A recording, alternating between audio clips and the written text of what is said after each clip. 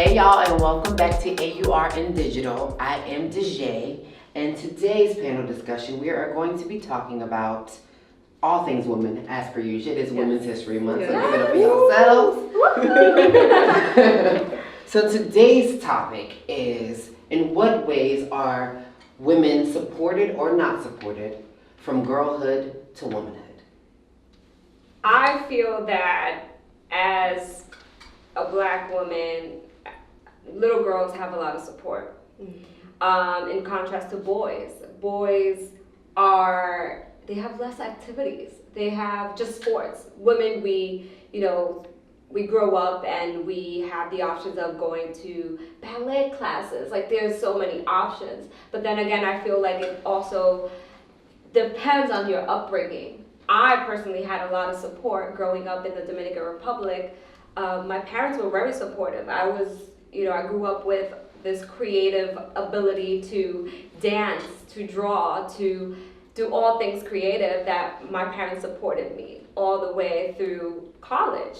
So I feel that I got that support. And I still feel that as a black woman in America, there's so many options to support our little girls. There's tons of nonprofit organizations that provide, after school programs, that provide, education and outlets and resources for these little girls. I do believe that as black women, we need to stop saying that there is no outlets for our people. I feel like that's not true. I feel like there's a lot of great things happening in our communities, and there's a lot of amazing people doing great things for our younger generation. So where are you from? I'm from DC. Okay. And I completely feel that I've been supported, and a big part of that is my family, right? The core of that is my family. From being a little girl, I can remember my mom telling me, "You are beautiful." Mm-hmm. Oh my God, look at you, girl. Those little you me? Really? Those little affirmations. Yes, those little affirmations really, really build your confidence. Right. And when you have confidence, you're able to take the world. Absolutely. So it really does start with your family and also getting those affirmations, but also knowing, not even just being told that you are beautiful, knowing that. Like, you're hearing that, but you know that. And that you can do anything you want to do, and how important school is, and just kind of steering you in the right direction. That's what I think you definitely touched on, the upbringing. It really has a lot to do with that. How you were raised. Yes. And what about you, Miss Angel? Born and raised in Belgium, Brussels, so I didn't feel very supported, to be honest. And then I really felt beautiful super late in my life. Like, talking about 5 years ago or something. Mm-hmm. Especially when I moved from the US, from Europe to the US in 2012, is when I stopped relaxing my hair. Mm-hmm. Is when I first heard people stop me in the street and think, "Oh my God, you're so beautiful." Never happened to me before, because the standard of beauty and the way you've been raised, colonialism played also a big role into that. We don't have that much role model except like the family, so we don't see on TV, we don't watch on TV like people like Oprah and stuff like that. So being a successful, beautiful black woman, how you become that, I didn't know. I think for me, what molded me into the woman that I am today is my parents. Mm-hmm. I feel that constant affirmation of my mom telling me that I am beautiful, no matter what, how society views me, how the world views me. Mm-hmm. My self-awareness was, and it is now, my strength. Mm-hmm. I don't need no validation for anybody to tell me I'm beautiful. It's different. The way you live and the environment play a role. Not like, I've been raised by a single Caribbean woman. My mother, I love her, and then she told me I was beautiful, but outside everybody told me I was ugly. I was too fat, I was too dark, my hair, I did 16 years of ballet. My teacher told me, "What you gonna do with ballet? Oh, you don't look beautiful." You know what I'm saying? So even like your family is giving you these affirmations and like you're beautiful, what happened when you were in school. So from like childhood to womanhood, ooh. So with that family dynamic, and I mean, I am a trans woman openly, and I've only been, publicly identifying as a woman for the past 2 years. So I can only speak from the experience of these past 2 years and then seeing what my family went through. I'm from New Orleans, Southern Baptist / Catholic Christian, you know, so all the things. Women are considered second-class citizens there. And what I did learn, what I did take away from that was that the women that were around me supported each other.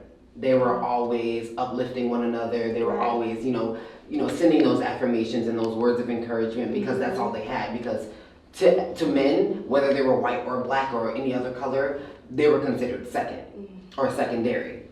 So when it comes in conversation with intimacy and learning about your body and learning how to be a woman, how open was each of your families and teaching you and guiding you through that experience, which is womanhood? That's interesting because I come from a very strict household. Okay, my dad is very, very revolutionary. Grew up in the Dominican Republic with that old mindset of, you're not leaving my house until you get married. You're not bringing a boyfriend until you're 21. There was just so many rules, and I had so many questions growing up about, everything. Being an outspoken child, I didn't have the sex talk with my parents. Okay. And what's so crazy is that my parents have been together for so many years, like 43 years. You would think that they would actually sit, their kids down and have the sex talk. I had to learn on my own. Yes, of course I had little questions here and there. I would ask my mom, and I actually waited until I was like, mature enough, and I kind of understood, sex, and I did my research, but I didn't have that conversation where I didn't know what was STDs. I didn't know a lot of things that now I know, and I'm just like, whoa, like education is key. There's so much that goes into parenting, not just caring and providing for your kids. It's a lot. It's knowledge. It's walking your kids through the journey of finances. So do you feel like you were supported in claiming and owning the autonomy of your body at a young age, growing up in the environment that you did? Do you feel like you could speak about your body and you could be as open as you possibly would want to be with who you are and what you were experiencing as far as sex and intimacy goes? If you were willing to share, how did you learn about, your body and, like you said, you learned on your own. How did each of you learn? So when we talk about black women supporting black women, that's my mother for me. Me and her have this relationship till this day. I can talk to my mom about anything. I absolutely love her. I remember I would see things. Oh, mom, why is she wearing that? Or what is a bra? What is it for? And so what is a period? I used to wear sanitary napkins for no reason and put socks in my breast because I wanted that, and I was just like, that's this is what I'll do. This is who I am. Really, I was so excited to learn. I was excited to learn about becoming a woman and all the things that come with that. And my mom would teach me these things, even though it may be uncomfortable. She would definitely guide me through it, to a certain extent, and make me feel comfortable. I had a boyfriend. She talked about the sex talk to me when I had my first boyfriend, and I was able to open up to her when I lost my virginity and just I told her. So that was a different experience for you then. Yeah, Would you like to elaborate? My mom was very busy. She was single, raising me and my disabled brother. So it was very hard to have conversation with her. So I did learn a lot by myself, but I did have a boyfriend. And I remember she said, I prefer you to bring your boyfriend home than you guys see in the street and do whatever. So I want to be there. But she didn't provide me, I think, at that time, enough information to know not what is good is what is wrong, but be able to make choices in my life, for everything, even school, driving license, everything I did, and I learned everything by myself. But she's my best friend now, and I feel like the love and values really helped me to shift from childhood, girl to woman. I feel like she gave me great values. I think she could spend more time to explain me or to support me or whatever. I knew she loved me. I know she loved me. But I think like communication, like you say, knowledge, conversation is key. I did learn everything by myself. By yourself. I remember I asked the question about period. Like I was like, oh, but what is that? Can you still have sex? I didn't finish my question. She slapped me like so hard. I'm like, woo! So I knew her limits, and I'm like, okay, so now I know. And was the partner that you had at the time, was he older than you? Was he around the same age? Because we have a lot, in my case, I learned a lot. I dated a lot of older men or guys. And I learned a lot from them, being that I was not able to, go to my family, being at the time, identifying as male and being sexually active and having sex with men. I could not go to anyone about that. So I went to my partners that I was, active with. So I know for me, there was like a little bit of a manipulation that came along with, being from my perspective. About learning about sex and about how to take care of my body and how to show up in the world. So I want to know from you all, how does that affect your journey to womanhood? From it definitely affects. Growing up in the Dominican Republic, I grew up in a very innocent. I had a very innocent childhood. So I feel like it's a cultural thing. Like when you get your period in the Hispanic community, it's like a celebration. It's like a rite of passage. It's like a celebration. Okay. But yeah, a celebration that we don't know what we're celebrating. We're just like, oh, okay, I'm señorita. So what does that mean? I remember I got my period. I honestly thought that the day before I ate 12 lollipops. To be honest, this is a true story. I ate 12 lollipops, and in the morning I woke up. I was like, "Oh, that's probably the 12 lollipops I ate." I was like, literally, like I was 12 years old thinking this. Super innocent. Super innocent. And then my mom was like, "Oh, well, you're a señorita." And then she went to my dad and told my dad she's a señorita, and it was like a secret. And I'm like, okay, like she's a señorita. She's what to me? Like, do I need to know anything? And my dad, being so old school minded, he was like, just know you can't come to my house pregnant. I'm like, wait, what? I was like, wait, what does that mean? It's like, so that entails, means that okay, so I'm a woman now. Okay, I can reproduce. Like, oh, okay, this is what it means. And it was just that. And then I had to, ask further questions to my mom and the rest. So you would consider that being a way in which you were not supported in your childhood? Like how it's celebrated for boys to have sex and to conceive children, and they're the man, and they're in their manhood and they have all the respect. Do you feel like you were afforded that same opportunity? Oh, absolutely not. Again, single mother, she gave, she showed me so much in terms of independence. I do know a lot about culture and multiculturality, for instance, but support between women outside. Solidarity. Exactly. Yeah. Sisterhood, the community, the power of community, the power of women. It's so powerful here in the US compared to Belgium, because I'm not going to talk about, the entire Europe. But yeah, it's very interesting and very powerful and very... I really felt and I feel empowered. Empowered here. Oh yes. And what about you? Growing up, in the States, how do you feel? I feel, so when I was younger, I definitely feel like a lot of times about womanhood, I had to go to my mother, right? And she mentioned sisterhood. And a lot of us, my girlfriends, we would probably have the same issues, but we would not talk about them, right? And so these were things that we were shy of, that we shouldn't have been. Like it was a taboo. Yeah, like it was a secret, when really we're all dealing with these same issues.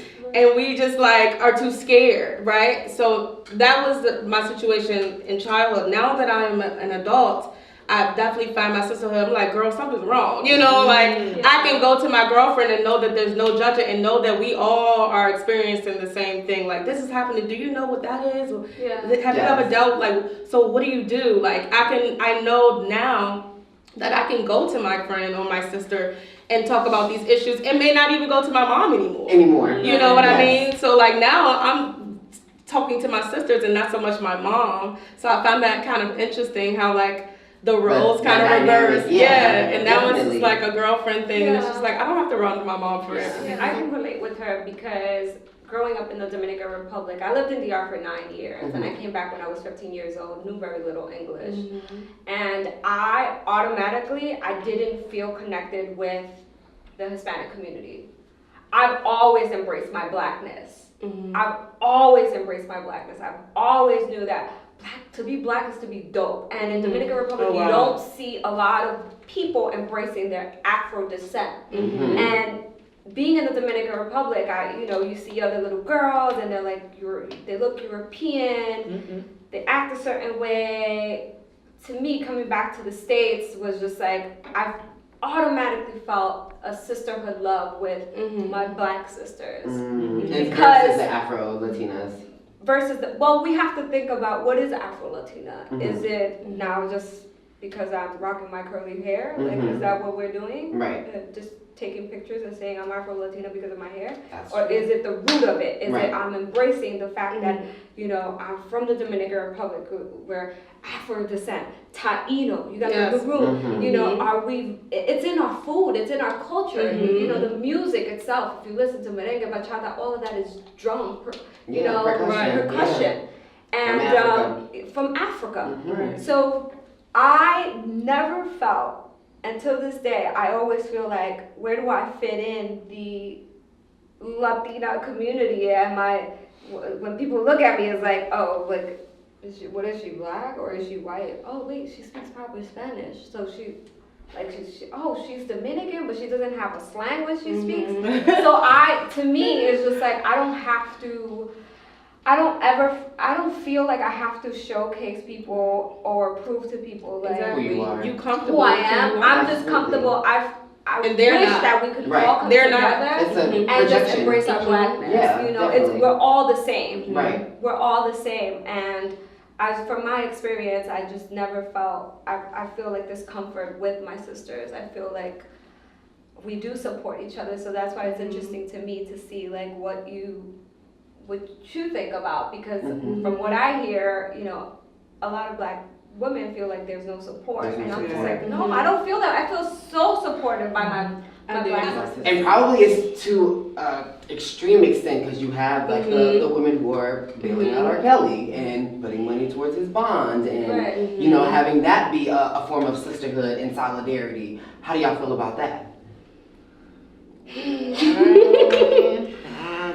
So I definitely disagree with women trying to bail him out, because I'm like, there was a whole documentary, like somebody actually made this time to educate the world about this story, and the facts are clearly stated, clearly there. The women, all their stories like correlate, and yet someone is still disagreeing when it's like the evidence is like there, right in front of you. It's like, if it quacks like a duck, it's a duck. You know what I mean? So why are we like being negligent of the fact that this man has done these things, and we want to just accept it and we're letting everybody know, our black girls, that this is okay for you to go through this if this has happened, or all the men that's out there is probably doing the same stuff, that if I wouldn't get any punishment for the same crime.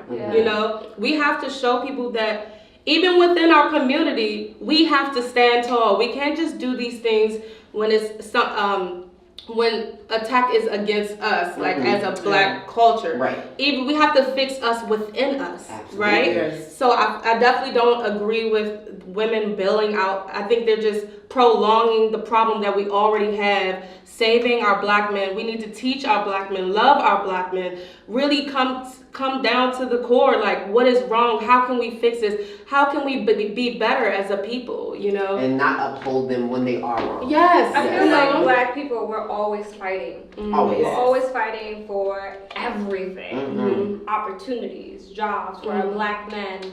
And when something like this arises, like R. Kelly, it's like it overpowers for some reason all the good things that as black people we're doing. There's so many amazing, incredible people in our community that are doing beautiful things for women, for children. Like, why don't we highlight these people? Then again, I honestly feel like this whole R. Kelly story, it's wrong. It's totally wrong. He needs to pay for it. But media, please, let's start highlighting all the good things that our people do and stop focusing on the negative things that is happening within our community.